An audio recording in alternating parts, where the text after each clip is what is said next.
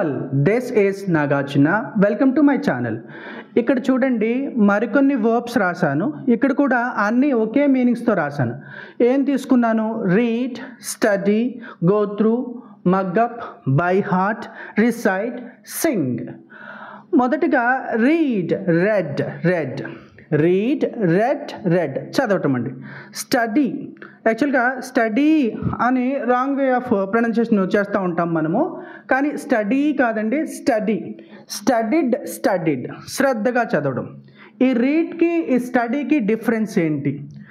ఏదైనా గుర్తుపెట్టుకోవడానికి చదివితే, అంటే గుర్తుపెట్టుకుని ఎగ్జామ్ రాయటం, దానికి కేసుకు సంబంధించిన విషయాలు కానీ ఇలాంటి వాటిని మనం సాధారణంగా స్టడీ చేస్తాం.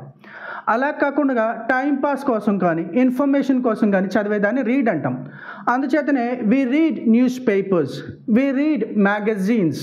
It's not magazine, it's a magazine. We read magazines, we read novels, we read pamphlets. ఇలాగా we read, దాన్ని we read అంటాం. I read the Hinadu newspaper daily.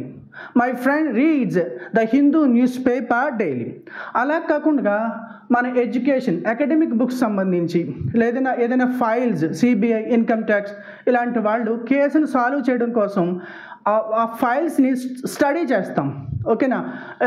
ఒక స్టూడెంట్ తన పుస్తకాల్ని స్టడీ చేస్తూ ఉంటాడు, అలా చదవడాన్ని స్టడీ అంటాము. టైంపాస్ కోసం, ఇన్ఫర్మేషన్ కోసం చదివేదాన్ని రీడ్ అంటాం. రైట్? నెక్స్ట్ చూస్తే go through, went through, gone through.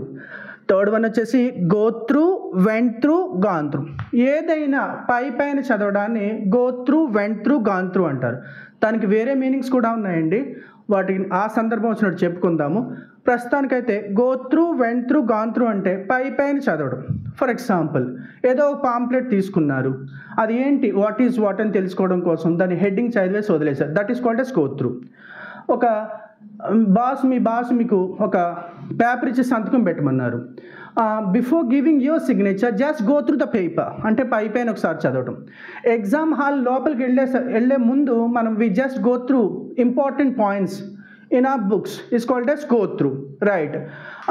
When we go for a film theater, when we see the ticket, we just go through the seat number,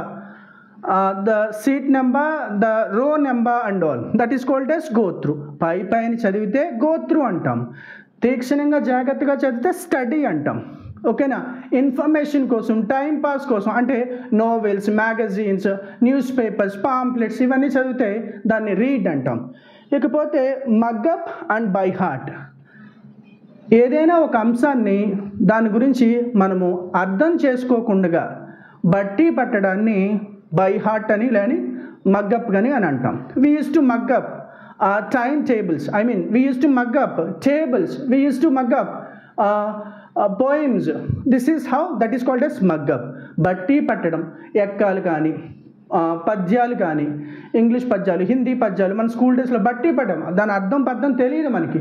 అలాంటి సందర్భంలో అలా బట్టి పట్టడాన్ని మగ్గప్ అంటారు. దానికి మరొక పదం బై హార్ట్. ఇక్కడ నేను మరో విషయం కూడా చెప్తాను.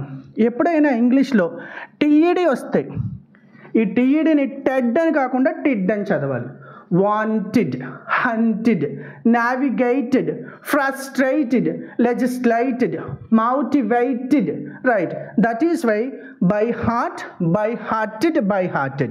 Mug up, mugged up. We used to mug up tables in our school days. We used to by heart the tables in our school days. Right? Next అండి రిసైటెడ్. ఇప్పుడే చెప్పుకున్నామండి, టీఈడి వచ్చింది, టీఈడి వస్తే టీఐడి. రిసైటెడ్ అంటే చదివి వినిపించడం, పాడి వినిపించడం. అంటే we recite Jana Gana Mana, we recite Vande Mataram. అంటే చదివిన దాన్ని అప్ప చెప్పడానికి కూడా రిసైట్ అంటారు. దానికి నౌన్ ఫామ్ వచ్చి recitation. We recite Jana Gana Mana at the end of our school in the evening daily. ఓకేనా? మేము ప్రతిరోజు సాయంత్రం పూట జనగణమన పాడతాం. ఇలాగా పాడటము, పాడి వినిపించడము, చదవటం, చదివి వినిపించడం. ఇకపోతే పాడటానికి సింగ్ మరొక పదం. Sing, song, sung. ఇదేంటి? సినిమా పాటలు కావచ్చు, ఏవైనా పాటలు కావచ్చు, పాడటాన్ని sing. S P Balu has sung more than 50,000 songs in his entire career. S P Balu తన ఎంటైర్ కెరియర్లో 50,000 పైచిలుకు పాటలే పాడారు అని చెప్పేసి అంటున్నాను. ఇక్కడ రాయలేదండి, మరొక పదం చెప్తాను. HUM, హమ్. ఏంటండి? హమ్ అంటే కూని రాగాలు తీస్తాం కదా, అంటే లిరిక్ పాడకుండా జస్ట్ రాగాలుగా పాడతాం కదా, దాన్ని హమ్ అంటారు. హమ్మింగ్ చేయడం అంటాం. హమ్, HUM, హమ్, హమ్డ్, హమ్డ్. ఇలా పాడడాన్ని, కూని రాగాలు తీయడాన్ని హమ్ అంటామండి. ఇలా చదవడం గురించి చూసాము. మరొక వీడియోలో రాయటం గురించి చూద్దాం, నవ్వటం గురించి చూద్దాం. ఇలా ప్రొసీజర్ ప్రకారం నేర్చుకుంటే మనకి వర్బ్స్ చాలా బాగా గుర్తుంటాయి. వర్బ్స్ని నేర్చుకోవడంతో పాటుగా ఆ వర్బ్స్ని సెంటెన్స్లో పెట్టడం, వాటితో పాటుగా చదవటం ఎలాగో, ఎండింగ్ ఎలా పలకాలి, స్టార్టింగ్ ఎలా పలకాలి, వాటి రూల్స్ ఏంటి, ఇలా అంశాలన్నీ చెప్పే ప్రయత్నం చేస్తాను. Thank you so much watching my video here. If you like my content, please subscribe my channel.